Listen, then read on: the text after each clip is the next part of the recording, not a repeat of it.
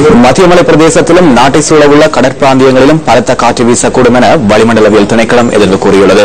இன்றைய வானிலை தொடர்பான மேலதிக தகவலுடன் நம்முடன் இணைந்து கொள்கின்றார் திணைக்களத்தின் வானிலை அதிகாரி முகமது சாலிஹின். வணக்கம் சாலிஹின்.